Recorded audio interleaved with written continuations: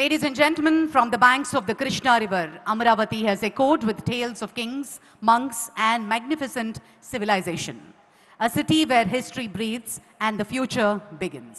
Let us now witness its inspiring journey through the Amaravati AV.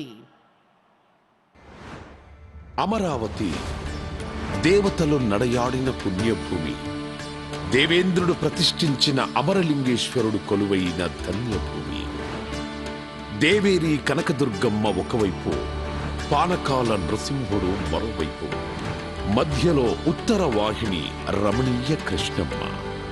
శాతవాహనుల రాజధానిగా, బౌద్ధుల ఆధ్యాత్మిక క్షేత్రంగా ప్రపంచ ప్రఖ్యాతిగాంచిన అమరావతి స్తూపంతో ఆచార్య నాగార్జునుడు తిరగాడిన ప్రాంతంగా విరాజిల్లింది.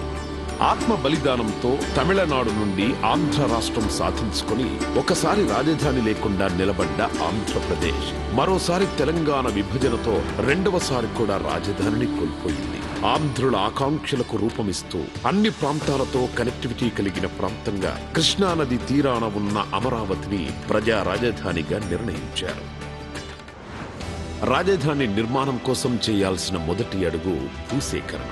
ముఖ్యమంత్రి గారి దూరదృష్టిపై నమ్మకంతో అమరావతికి చెందిన 29,000 మంది రైతులు స్వచ్ఛందంగా ముందుకు వచ్చి దేశంలోనే మొదటిసారి 34,000 ఎకరాల భూమిని రాజధాని నిర్మాణం కోసం అప్పగించారు. దేశవ్యాప్తంగా పవిత్ర ప్రాంతాల నుండి తీసుకొచ్చిన మట్టి, పుణ్య నదుల నుండి సేకరించిన నీటితో ప్రధానమంత్రి నరేంద్ర మోడీ గారి చేతుల మీదుగా ముఖ్యమంత్రి చంద్రబాబు గారి విజన్కు పునాది పడింది. అనతి కాలంలోనే సచివాలయం, హైకోర్టు భవనాల నిర్మాణంతో పాటు విఐటి, ఎస్ఆర్ఎం, అమృత, ఎయిమ్స్, ఎన్ఐడి వంటి ప్రతిష్టాత్మక సంస్థలు కొలువుదీరాయి. ప్రతిష్టాత్మకంగా తలపెట్టిన ప్రభుత్వ భవనాల నిర్మాణం మొదలుపెట్టే సమయానికి 2019లో ప్రభుత్వం మారడంతో అమరావతి భవిష్యత్తుపై చీకట్లు కమ్ముకున్నాయి. 2019 నుండి 2024 వరకు నాటి ప్రభుత్వం చేసిన విధ్వంసం కారణంగా వేల కోట్లతో చేపట్టిన నిర్మాణ పనులు ఆగిపోయాయి. రోడ్లు దెబ్బతిన్నాయి. దారి తెన్ను లేకుండా పోయింది. చదును చేసిన భూమిలో పునాదుల్లో నీరు చేరి పిచ్చి మొక్కలతో, పొదలతో 5 ఏళ్ల పాటు గ్రహణం వీడని సూర్యుడిలా అమరావతి మసకబారింది. 3 రాజధానుల ఆటలో రాష్ట్రానికి రాజధాని అనేదే లేక భవిష్యత్తు అంధకారమైంది. ఏ ఒక్కరూ రాజధాని కోసం గొంతెత్తలేని పరిస్థితి. ఆంధ్రప్రదేశ్ కోసం తమ భూములిచ్చిన రైతుల త్యాగానికి అర్థం లేకుండా పోయింది. మహిళలు, చిన్నారులు, రైతులు, ఇలా అన్ని వర్గాల ప్రజలు అమరావతి కోసం 5 ఏళ్లు యుద్ధమే చేశారు. అరెస్టుల్ని ఎదుర్కొన్నారు, అవమానాలను తట్టుకున్నారు, అన్యాయాన్ని ఎదిరించారు. అమరావతి నుంచి అటు అరసవల్లి, ఇటు తిరుపతి వరకు పోరుబాటు పట్టారు. పోరాట యోధుల గుండె పగిలి అమరులవుతున్న వాళ్ల ధైర్యం ఇసుమంతా సడలలేదు.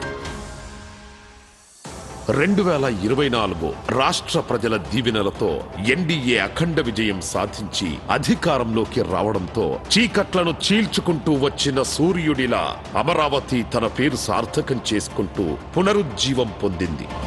కేంద్ర ప్రభుత్వ సహకారంతో అమరావతి ప్రస్థానం మహోజ్వలంగా మళ్లీ మొదలైంది. అంతర్జాతీయ ప్రమాణాలతో ప్రపంచంలోనే అత్యున్నత స్థాయి నగరంగా నిర్మాణానికి సన్నద్ధమవుతోంది.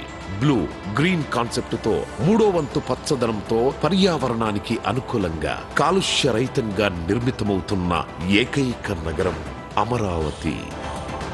బయోడైవర్సిటీతో కూడిన అద్భుతమైన విశాలమైన పార్కులు, district cooling system, piped gas, storm water, cable connectivity లాంటి సకల సౌకర్యాలు భూగర్భ వ్యవస్థ ద్వారా నివాసాలకు అందనుంది. సైకిల్ ట్రాక్ నుంచి విశాలమైన గ్రిడ్ రహదారులతో నగరమంతా రాజటీవీతో నిర్మితమవుతోంది. నేచురల్ వెంటిలేషన్ తో legislature, high court, land mark institutions తో భవిష్యత్ తరాలకు భూమిలో స్వర్గంలా విలసిల్లనుంది. ఒక స్మార్ట్ సిటీగా, భావి క్వాంటమ్ వ్యాలీగా ఈ నవనగరం ఆవిష్కృతమవుతుంది. అమరావతి కేవలం నగరం కాదు, 5 కోట్ల మంది భవిష్యత్తుకు భద్రతగా నిలుస్తూ ఆర్థిక భరోసానిచ్చే స్వయం ఆధారిత కల్పవృక్షం. రాష్ట్ర నలుమూలల నుంచి ఉద్యోగం, ఉపాధి కోసం పొట్టచేతబట్టుకొని వచ్చే ప్రతి ఒక్కరికి అక్షయ పాత్ర కానుంది మన అమరావతి.